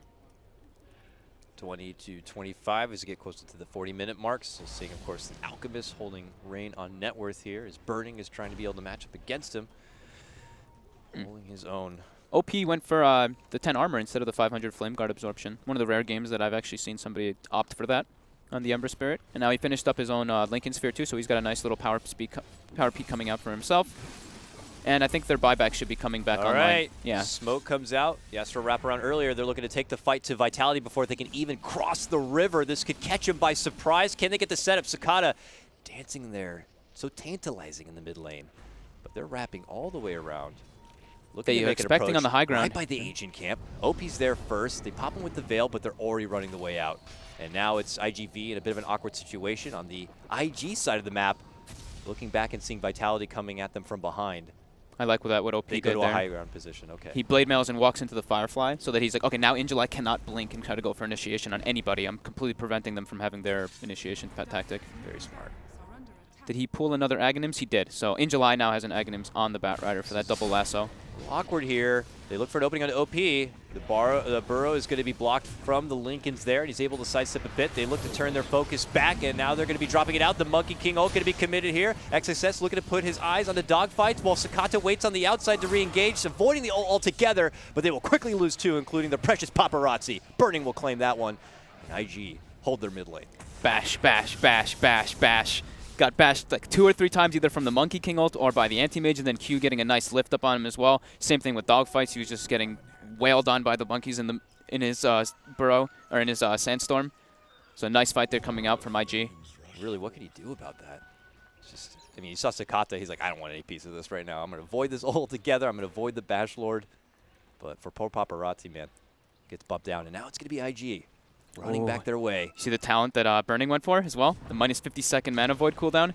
20-second mana void in this fight can be very prominent versus an Alchemist. Alchemist sits at like 1,800 mana. That's like, easily able to get 2 in a fight for sure. Yeah, Weaver as well. All these heroes are starting to have pretty high mana pool, so it's definitely going to be very relevant in this. In July, sees Burning there. Doesn't want to lasso himself. They need to pop the Aghanims. There they will be able to do so. Bump it back with a Flame Break. Now they look to make their move in, but that is when OP engages forward. Bug Swarm flying out from Paparazzi on the side. The borrowed time going to be popped, and now they look to step back here. IG trying to get a bit of a reset. Burning has mana void up now. Oh, Yep, he uses it. Gets one. 4 people, almost gets them all dead. Whoa! Sakata going to get dropped on that one. Dogfights hopes to reinitiate with his own epicenter. Is able to get the finish onto XXS, but that is all they will get for it. A buyback now going to be forced out from Sakata, so quickly IG run. And they are out. Man, that mana void hurt. The Veil mana void onto that Alchemist. Look at the damage that he did. 6,957 damage. I think that was mostly just the mana void. That was crazy, man. Very clumped up, caught by it, and it's like I said, it's going to be up every 20 seconds for those type of situations. With the Veil amplification, is going to be pretty absurd how much it's going to be dealing. Alchemist's net worth is peaked now, 28,000. He's been giving away many Aghanims, but now it's going to be Burning, almost surpassing him for the first time in this game. Burning AM. We are privileged. This guy has been repping this hero since the dawn of Dota. Burning's feeling very confident now too. Not saving for buyback, finishes up the full butterfly. IG Vitality takes this time to go for that Roche. Good pick heads up up an play Aegis here. cheese. Get the extra life. And we'll be able to get to the grind here. I'm curious to see how much initiative they take to try to go back on that objective push, or if now they're going to further respect IG based on that previous engagement here and not look to take any serious fights. I mean, they already had to commit a couple of their buybacks, so I think they're going to be playing things a little more passive here for Vitality. And the Aegis will certainly allow that. It's hard for them to fight. It's like Injuly wants to try to get initiation on everybody, but there's a monkey in the trees hiding. The Ember Spirit's extremely hard to catch with this Lincoln's. Rubik's had incredibly good positioning. Q has actually been standing very far in the back lines every single time, not able to get grabbed up. So it's just a really hard game for them to get the jump on, because they don't want to get counter-initiated by this Baboka Monkey King, who now has a BKB. So he will get his ultimate off 100% of the time now, unless he gets somehow grabbed up by the Firefly into the lasso. But he's playing very defensively, very into the back lines. I said maybe IG Vitality would kind of pump the brakes before going back on the objective grind here, but here they are sieging away towards the top lane and do what you mentioned before. Yep. They draw the attention from IG and then quickly pull off and get back to the farm. Plop a couple of wards, of course, in that jungle on the way out, and we'll hope to keep tabs and get some intel there, but back to the grind they go. And, you know, if we see a pattern continue here, this might be when IG kind of get a smoke out and try to catch IG Vitality in a bit of a flank, but we'll see. For now, still holding Reign inside their own home. They're feeling pretty confident in this game, I would say. They're like, the only way that we lose is if we get caught outside the base, with Burning not having buyback right now. So play it safe, sit in the base. The only way that they can, I mean, they can't really gain anything. Sure, they can accrue themselves some more gold, but we've proved it that we can fight through it. Their small net worth advantage now, which, yeah, it's only, I mean, if you look at the graph, it's actually very telltale of the game. Yep. It's literally just up and downs all over the place for the net worth. It's an out game, and then they come back. And then it's an out game again, and then they come back. Mm-hmm. Persistence here. Vitality. Continue to pressure. Continue to keep IG locked inside, as I like to say, like to be the shepherds here, herding their cattle, knowing where they are at all times here, and pressuring the adjacent lane here in the mid lane. When I'm looking at IG Vitality's lineup now, it's like, it's almost feeling like they're starting to become to a force where they're lacking some damage. It's the Alchemist who can run in and do everything, but then the Weaver, if you actually look at his items, he doesn't really do deeps. Yeah. He's got a bunch of like small little pick-off items that work for him really well into the mid-game, but now into this later state, he's feeling like he needs to just get tankier because he just feels like he's just getting blown up. Yeah, because at the point outside of that, you're looking at a lot of magical bursts here that obviously is going to get shrugged off with the likes of AM and company.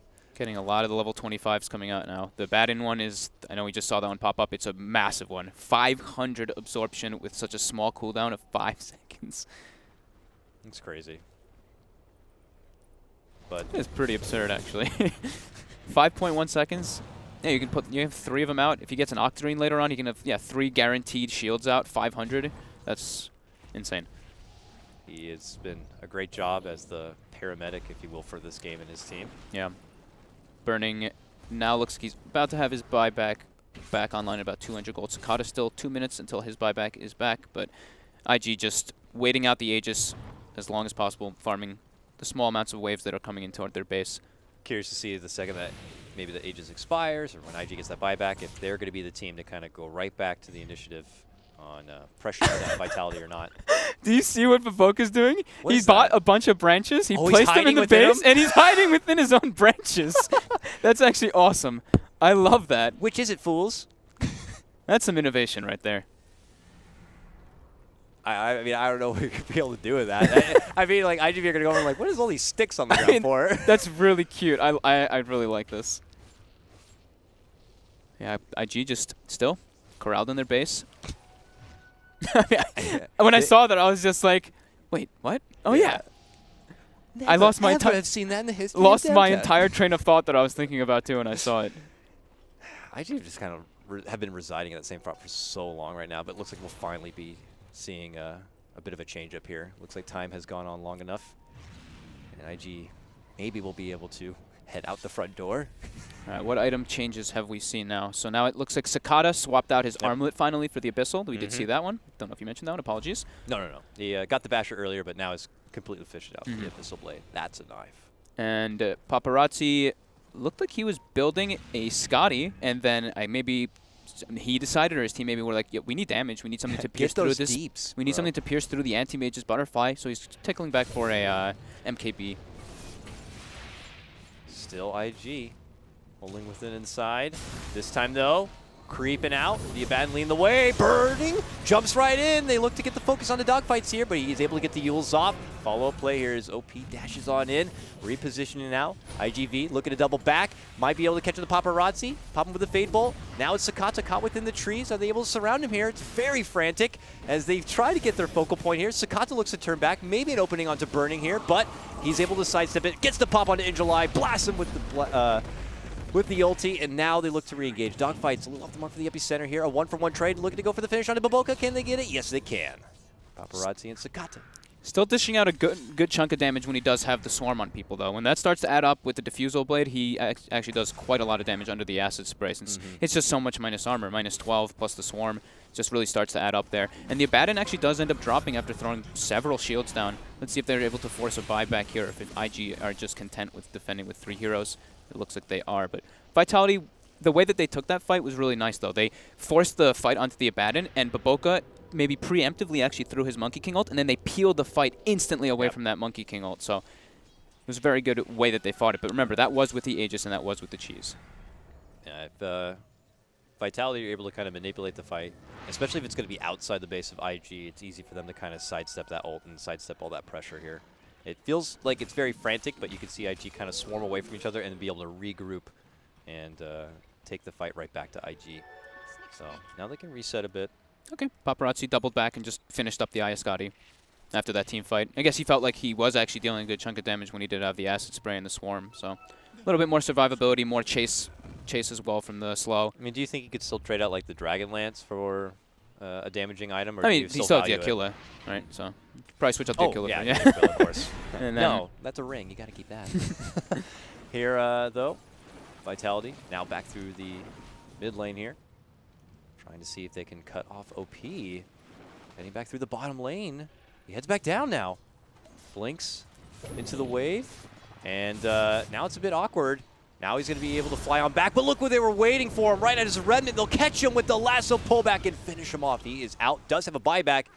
And I could bet you anything that IGV are going to try to force it out. That was a really nice play. Camping that remnant. He wasn't expecting it at all, even though he had the high ground ward. Now here they go from the southern front of IG's base here. We'll have to see what kind of hold they can make. Don't know if they can force the buyback, though. They still have a lot of ways to just like stand at the front lines. I mean, the Abaddon just stands there with a shield. He throws 1 or 2 shields on people. Again, Baboka dropping a branch, turning into a salve right next to it. Tier 3 Sakata getting bursted down. He's got to watch himself, but he does get the time lapse off. Burning, holding that mana void. Yep. And able to defend quite easily without having to force that Ember Spirit buyback. Yep. Yep. They have a pretty strong high ground hold, being able to utilize that choke point. Do they have a smoke up now for IG? I don't believe that they do. I know they used several, and they even used one to run away at one point, so I want to say that they're waiting for their last smoke to be coming off cooldown. Yeah, but we can't check that. They have not been able to leave the confines of their own base. Constantly trapped inside here. Got to get a lot of credit to Vitality for that. So Sand King now has an Aghanims as well. And yeah, so that was the last one that was given out. So 3 Aghanims have been given. Who hasn't gotten theirs yet? Just the CM and the Alchemist. CM's ult with Nags is not that bad, man. Those free Frostbites maybe could be pretty nice, but we'll see if he values that over kind of hard. Shard. I feel like it's kind of hard for him to even like get the ults off in this game though, because like it's the fights for IG Vitality for him to win, they have to like kind of like peel and peel and peel and kind of like keep pulling the fight away from where IG wants to take it. That's true. But I mean, he will get one eventually. And yeah, the Frostbite can be pretty relevant versus an anti-mage. Time to possibly consider going back for the Roche soon, as it is going to be coming up, and could be an important piece here for IGV to kind of get some closure in this game. There you go. Another smoke. IG Vitality seems to have one. They have a game plan in mind too. Looking to IG has one too. They actually do have one that came up. Q has one on him as well. Looks like there's going to be a smoke-v-smoke action. If they can hold into that high ground positioning, it could be pretty nice for IG, but it looks like IGV are going to go all the way up and around here. Yeah. Oh, patience. They're going to end up going into a head-on collision. I think we've had like 8 fights right here. Yep. Oh, here we go. Creeping in. They both know they're there. Oh, they're going to get hit. A side hit right there as they jump on in. 2-man lasso. Lasso grabbing. They're going to just blast down Baboka right there. The monkey, not going to be able to get off just in time. And as they rush on forward, they will also slash on down Q. The big emphatic burst coming out from Burning is going to do some work, but not nearly enough damage. The Crystal Maiden ult will fly from above and get quickly canceled there from Burning, as he's going to be able to slash her down. Double kill for him. And now rushes back onto dogfights. They'll be able to get the finish. A quick buyback going to be forced out from the Crystal Maiden, because they know maybe that the Roche could be followed up from this. That was a beautiful initiation, too, from In July. Yeah. He gets the double lasso, and they're able to bring the Monkey King down before he's able to do anything, but Burning just showing that he is a very dominant force in this game with those aphotic shields as well. He's so freaking tanky. And he's now got 8,000 gold. Abaddon has 6,000 gold as well. He's got the full Octarine finished up. Those 2 heroes are just extremely difficult to deal with. These 2, the Abaddon and the Anti-Mage. Reflects the stun back onto himself, and that's when XSS rolls in. But that's also when In July jumps on forward, happy to get the Aghanims pop so he can get the lasso. But you can see the shields, you can see him shrug off the damage, and he just blasts them down. They're full health. And then they'll stun him. He's going to be able to slowly shut him down. Can he get the finish here? He's chasing. He is a man on a mission. Gets the block with the blink too. Sakata frantic to run away, makes his way to the shrine, and will be able to hit the showers on that one and heal on that. But dogfights though, a man potentially left behind. Another reflected stun. But the stun gets batched right back onto Sakata's head here. He mantas and runs back up to the high ground. Burning's trying to get the mana void off. He can't do it. Can I just get this dogfights? Turns the corner. It looks like they'll finally see the Radiance. Boom! Yep. It's like, can't blink away from the Radiance. All right, Burning. Some Moon Shard time. Place your boots. Feeling good. He can start feeding some Moon Shards to people as well if he wants to. I mean, he's got 10,000 gold. He can do whatever he wants. Paparazzi up in 5, but not quick enough to be able to nearly contest this. I mean, the Abaddon Anti-Mage right now at this point seems like they can almost stand in the midst of all 5 heroes and be pretty okay. There's just not enough firepower. I mean, Sakata feels like Paparazzi does some work, but it just feels like not enough. It's just crazy how much it actually does, because it's a 500 shield that heals you, but it's the 500 explosions of damage as well that comes out. And he's got a 25-second cooldown now on borrowed time. These fights have been lasting 30, 45, 50 seconds. We may see 3 borrowed times maybe in some of these fights. Same thing with Mana Void. We could see 3 or 4 Mana Voids coming off in these engagements. So it's pretty obvious IG favoring these long-winded engagements. And for poor Vitality, they don't have that burst potential to be able to close out the fights before they have that chance. Exactly. That's the problem. It's like IG Vitality is like, we need to make these fights last a long time for us to really be doing anything, but IG wants us to make the fights last a long time. That last gank, they had a beautiful head start setup, a good initiation, but unfortunately for them, the person they were able to lock onto was Baboka. It's nice to get the Monkey King out of the fight because his hold's so hectic, but you still have all the power forces there for IG. CM now has been given the Aghanims. All right. So 4 Ags. Doesn't seem like it's able to stand up versus the power of IG right now, but we will see how they're able to deal with it. Is now IG on the aggressive. With Aegis in hand here, got to be feeling pretty good. Could go for a finish through that bottom lane where they had already softened up and done some work in the base. AM head of net worth right now with a shield in hand, heading up to the high ground. Sakata pops his Manta, gets hit with the stun. They start to burn away at him, followed up with another as they commit the Abyssal. And now he opts to run on back. They try to blast him down with the ult, but now it's going to be in July, popping his BKB, trying to get into the mix. Sakata frantic to look for a stun target. Will get it off and onto the Abaddon on this one.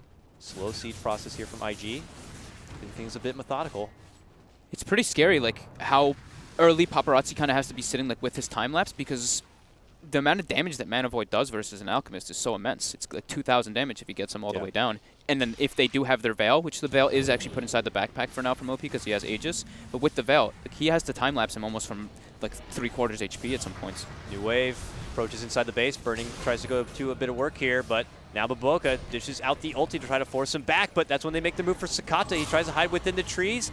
The ulti flies off, but not able to find the proper target here. They'll have to reset and step back out from the base, but that's when they get to grab the pullback lasso, and that's when they're going to be able to pop the Aegis. OP will go down for the first time. Dogfight steps in, gets hit with the telekinesis, and they'll be able to finish off the Sand King. While on the other front, it's going to be the Crystal Maiden dishing out the huge ulti from the high ground right here, doing a bit of work. Is able to get the finish on the Abaddon. Burning, locked inside, trying not to eat too much damage. Will finally be brought down, able to get off the Mana Void at the last second, but it is going to be IGV able to hold and hold strong. Paparazzi with a triple kill as they finish off 3 from IG. The MKB pickup, just doing massive amounts there. He actually, I think that the mini bash procs didn't allow the Abaddon to get his cheese off, which would have completely changed the entire engagement because he would have had borrowed time coming up again soon. He could have shielded Burning. So those little mini bashes actually, I feel like they won the fight because the Abaddon just wasn't able to get that second life coming out and that survivability for the rest of his teammates, forcing several buybacks. Now OP, Burning also buying back, but Boca dropping down, but looks like Sakata is going to be brought down since he bots toward top from those buybacks. Yep. Paparazzi nearby to bail him out with that time lapse. He is busy pressuring through this mid lane. Ooh, a buyback now going to be forced out. Are they looking to go for the finish? It looks like they are. Sakata porting in it aggressively. Here they go. Back towards the top lane. Monkey King still not here. They feel like they have the advantage in numbers, and why not try to close it out here and now? Sakata begins his approach. Starts to slash away at the melee racks. Burning makes his move in. Able to lock targets onto him. Pops his own Manta, and will step back. Paparazzi steps in, helps us off. Two-man lasso again in July. Grabs 2, pulls them in, and they quickly blast on through and finish off Q. And now it's going to be Dogfight stepping in. They're looking to get the burst on the Burning, but XXS is doing his best to keep him alive and keep him safe, and it looks like they'll be able to do so. He steps in, trying to go for the Radiance Burn and finish on 2, and the Bat Rider, and they'll get it. Now Sakata, forced to run away. This man had just bought back, trying to make it away from trouble here. XXS, bit on the chase. Thinking about going for a pursuit. Burning now. Joining his side. Are they going to keep going for it? Dogfights. Forced to go to a Sandstorm. Self-Yules. Can he step away? No, they get him. Abyssal lockdown. That Sand King is done for. No buyback for him. And the pursuit is on. Sakata gets the glimmer. He's trying to run out. They ping onto him, though. Can they keep the chase alive? Oh, they might have seen him there, and they did. They caught a glimpse of him. OP. Can he go inside? Can he get the target? Oh! He's got he the gets chains the chains. No TP to get away. Sakata in serious trouble, and they're going to be able to make their move and surround him. A buyback is going to be forced out from Injuly, trying to be able to get there in time to save his comrade. Sakata trying to fight between him. Paparazzi by his side. They put their focus on the Burning, and he has to blink away. Oh, but he's Burning! getting in. Another shot would do it. They got him. He's down. No buyback. And now Paparazzi swings around the corner. Another double lasso. Injuly going to get both of them down. Sakata is able to take down XXS, and now OP is the only man standing. Oh my He's God. also going to get dropped, and that might be it. IGV drag IG all the way out from the comfort of the hall. They're able to get the finish. What a Holy wonderful crap. play by IGV. That was nuts. Wow, but Boca not having buyback there toward the end there really hurt for them not being able to defend that one, forcing lots of buyback. Sakata's decision-making to just buy back and go for that jump in there looked like it was almost going to cost him a bit, but then Paparazzi coming in with that time-lapse in July with those double clutch lassos. That was a very close game, though. Either team could have taken this one. Very well played from both of them, just some slight mistakes carrying through. It's ridiculous. We were questioning there at the back end of it. IG had so much favor for these long-winded engagements, and eventually, though, after questioning the Weaver and how much deeps he's going to be able to bring, it looked like by the back end he had enough firepower to get it done, and the burst potential was there. Maybe a bit overzealous by AG to try to go for the closure, but they get punished, man. IGV. If we get Alchemist games like that one, I'm okay with Alchemist. Oh, yeah, for sure. Absolutely. All right. Fine. Sounds great. I'm very curious to hear what Paul and the panel think about that game. Yes, thank you very much. Yeah, Fog's probably right as well. If we get Alchemist games like that, we'll happily have them all day long. Congrats to Vitality. They win their first game against their sister team. Let's find out what Shiva and Purge made of it. Almost, I don't want to call this an epic, but it wasn't an epic battle all the way along, and it could have gone either way. Yes. I mean, at the end there, I said, Sakata's getting caught out. If he dies here, it's over. And I thought it was over. If Paparazzi didn't show up in time... Yeah. It was so close, and it was very close for a very long time. That last team fight goes the other way, Kevin, and it's over the other way. Yeah, because that was his buyback. Both teams made a little bit of a gamble, but I think that IG Vitality had to go for that at that point because they were having so much trouble getting out of their base. The state of the fights were just always difficult for Vitality. The Monkey King ulti made so much space. I've never felt like Monkey King ulti from a support position was so good, but like the fights were just always so difficult for IGV to win, so they had to go for it in that fight, and ultimately. They got a Rax out of it, but that super long chase eventually leads to Paparazzi cleaning up on the back line. Yeah, this whole game, though, I mean, the start already, I thought IG, they got this at the start. They had a Monkey King that was very far ahead in terms of net worth as well. The fights were going their way. Alchemist, of course, was still farming, and so was Weaver, but they weren't really getting a lot done. And then it turns into an hour-long game or so. I must say, though, I'm not sure about Sand King for dogfights.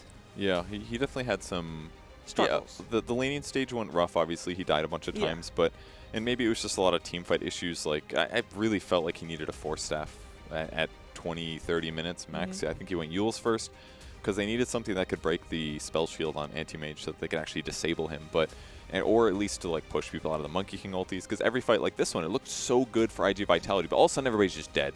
Yep. The damage just came out, and that was mostly I think Ember Spirit, Veil. The Radiance, the shields from Abaddon breaking, there was just tons of AoE damage cleaning up those heroes. So this is like that long period of the game where it was kind of just like Weaver and Alchemist running through trying to kill heroes. Really good lasso here from the Batrider catching 2. Every time they kill Monkey King or Ember Spirit at the start of the fight, that's exactly what they needed. Got a crucial kill on the Weaver too. Yeah, Sakata on an Alchemist, obviously he's going to farm. And once those Aghanims started to come online on the Batrider, on the Weaver, it made a world of difference. That basically turned the fights around. The first Aghanims on the Weaver, when he used it on the Alchemist in the mid lane, that was a game changer. That was Rax. That one was really good, definitely. But as a whole, sometimes that Aghs Weaver feels kind of inconsequential because if they go on the Weaver himself, it's like I didn't really need Aghs for that. But if it's somebody else that gets gone on, it feels amazing. Huge AM ulti there, obviously. This is one of those great fights for IGV, but for IG that is. But ultimately, the Weaver making it work. Yeah, and here's basically 3 heroes versus Alchemist. But finally, when Paparazzi got that MKB, he finally felt like he had a really good damage, and the movement speed talent there completely paying off. No other way was he going to catch up to a blinking Anti-Mage. It was such a risky buyback as well that he went, or rather, buying back and then going back in. Who bought back in this moment? Sakata. I mean, before that, because he obviously was he already was on the top lane with the buyback on cooldown. That's a risky thing to do. It was, but the important thing was that they bought back and they took a fight in the enemy base. If they do that in their base, it's terrifying. But if it's in the enemy base, they win the fight, then they have to push across the map. That's going to buy you at least like 40 seconds, 50, 60 seconds sometimes, which kind of just maybe would lose you another racks, maybe give you mega creeps, but generally not the game. Just amazing, really fun to watch game, really. Sakata played amazing, Paparazzi played amazing from laning stage on. I think in July had a bit of a rough game, but towards the end of the game really justified his pick. Like lasso wins you team fights consistently. And Dogfights definitely had a rough game. That's probably the worst game I've seen from Dogfights so far this tournament, but he had some good moments too. Yeah, excessive deaths, I think you could say. Yeah, absolutely. Yeah. 15 for 4 in terms of deaths and kills. Who was your MVP, Shiva?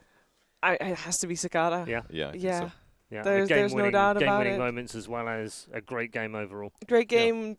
I mean, he played a good Alchemist, and Yeah. once you get to that level, once you get farmed on Alchemist, I mean, sure, it's easy to say, every Alchemist gets farmed, but he made the right decisions at the right time, and some were a bit risky, but they seemed to pay off, and he had trust in his teammates. I think, especially if you give Weaver that Aghanim's, you have to trust him to be able to save your ass, and he just had that. He did real good. He farmed really fast this game. Yes. He actually farmed insanely fast. He had huge net worth advantage. That was even Burning seemed like he had the freest anti-mage game. There were so many times where they'd have a losing fight and Burning's off somewhere pushing with a Battle Fury, and still he was insanely ahead of where the AM was.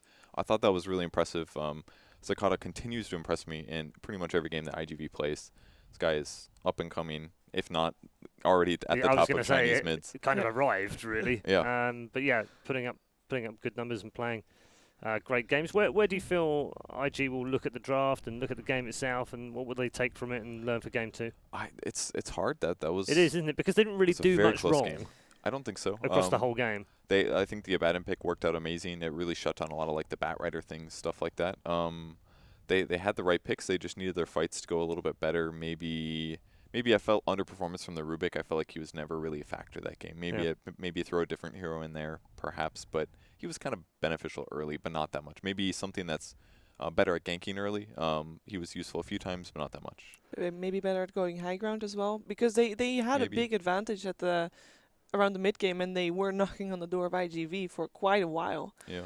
It's just they never really got anywhere with that. Yeah, maybe like a team fight hero might have been easier, because there's a lot of cores on IGV that kind of just eat Rubik for breakfast, basically. Yeah. Like, you can't stop an Alchemist from chasing you down. Weaver, same kind of story. So maybe something better that could either help team fight or maybe just add disable or general nuke damage. I'm not sure, but I felt like the Rubik felt really off that game. But other than that, I feel like their draft was good. They just lost. Great Monkey King from Boca again as well. Again, it's probably the third game I think we've seen him on now in 2 days that he's been absolutely great on. In the way that this game was very open, do you think that was an obvious choice from both teams? Do you think they What do you mean open? In the sense that it could have gone either way. They were very loose in terms of the draft. They didn't really counter-pick each other, so they could play the way they played and just play very freely. Do you think that was a determined decision by both teams, or do you just feel like that's how the draft sort of rolled out in the end? No, I don't because think so. the teams know each other so well, isn't it? Yeah. Partly. I think they have counters on both sides. I think Abaddon's obviously fantastic against Batrider. It really helped make the Anti-Mage seem invincible in a lot of the cases. Like, they had Lincoln Spheres, they had the Anti-Mage Spell Shield, they had Abaddon Shields. It was just so difficult for IGV to actually take fights. I feel like they had the right heroes to deal with their opponents, but it just didn't quite work out. When they got super late game, maybe they lacked Disable, stuff like that. Maybe they lacked a little bit single target damage, kind of an Ember problem, really. Yeah. But I don't know. It was just tough game there. Really fun to watch though. Yes. At all stages, it just changed a little bit in different nuanced ways. Yeah. It's really As fun Fox to follow. says, if we get Alchemist games like that, we don't mind, do we? I'm happy with Yeah, that. we're For okay sure. with those ones. We'll see what we get for Game 2, obviously. Before we get to the draft for Game 2, though, let's check in with our social media questions. You've been posting them freely on the Reddit post, and thank you very much for those. We'll try and answer as many as we can. Effects of most recent patch manifested in this tournament so far, says Borzan Buddy. It sounds like a Purge question to me. It's hard to see. I think the biggest one is we've seen almost no Hurricane Pikes. Yeah. I feel. No Lone Druid. No Lone Druid, but I think he was slightly. He was already nerfed. He was a little bit on the way out of the meta, but then he just got murdered. Yeah. So I guess no Lone Druid is definitely a big one, but definitely Hurricane Pikes. We've seen very few ranged agility heroes buying that item. The recipe upgrade is now 500. The base Dragon Lance is a little bit worse too. We've been seeing Dragon Lances, but not much Hurricane Pike. Yeah. That's maybe the big one, but definitely Lone Druid. He's gone. He's gone. He's not coming back. Not Well, coming back Alfredo. ever? Is that it? He's done? He's got to get Rabid buffed again. Does he get an Arcana when he comes back? No, I don't think that's going to make it. Maybe a special Cauldron, Anniversary Cauldron.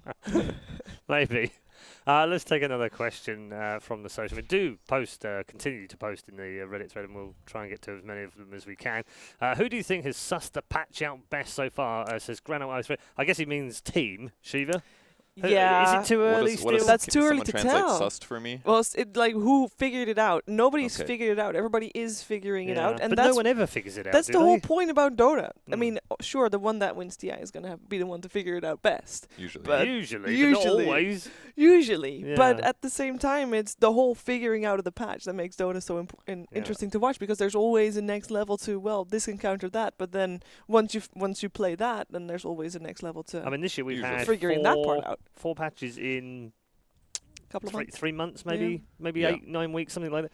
Which is quite frequent, actually, considering where we were last year. We had 6 months with one patch last year, which it was great, wasn't it? Because it was an involvement of the patch itself within the patch. It was like a meta within a meta within a meta, and then we got to TI. Yeah. And with that was pretty much the same patch all the way through the summer. So even then, I don't think any one It team kept really changing. fixed it, did they? No, and I kept changing. I mean, just Wings won. Did Yeah. Wings care about the meta? No, they created their own type of meta within their team. Nobody else played the way Wings played. Yeah. It still won TI. So Yeah, I mean, you look Can at you the, really you ever look say at the that first someone 6 figured it out? months of last year, and I think there were no teams that won more than 2 tournaments in that period of time, but we had 13 different winners from championships leading up to TI. I mean, that's crazy. Which is nuts, isn't it? And that's almost in the same patch.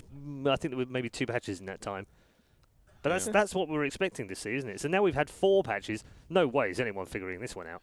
Not yet. It's tough. Everything got diced up a lot right after Boston, obviously, with 7-0. But when you change up the game that much with talent trees, you have to really do a lot of adjustments and changes as time goes on. Okay, let me ask the question slightly differently. Okay.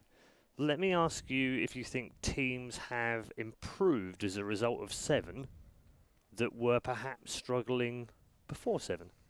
Are there teams that have these last 4 patches effectively have suited better in the way that they've played? I think that's extremely hard to tell. Yeah. It's almost impossible to tell because there's lots of turnover that happens all the time with teams Yeah. that get worse, get better, get worse, get better. It being based on But the there are patch is patch just teams, super though, aren't there? I mean, unlikely. we look at Frankfurt 2014 Well, yeah, I mean, and OG There's come out. Alliance. Yeah, Alliance won 2 back to back. Actually, when the patch changed, they won 2 in a row. Yeah, I mean, End of 2015, beginning of 2016, wasn't it? I mean, when you guys are talking about the teams that are best at figuring out a patch, I mean, Alliance is historically one of the best for that. Like thinking about TI3, they went into the tournament, they knew which heroes were the best by far. They were best at them. At some point, it forced their opponents to ban them in the first round, and they were super dominant. Like one of the most dominant teams of that era, of all eras, actually, was Alliance during TI3 when they won. So. There's always going to be some teams that are better at a certain patch because of the play styles or what happens to give you the best gold efficiency on the map, whether it's 5-man or split push. Like, there's maybe player mixes that could be perfect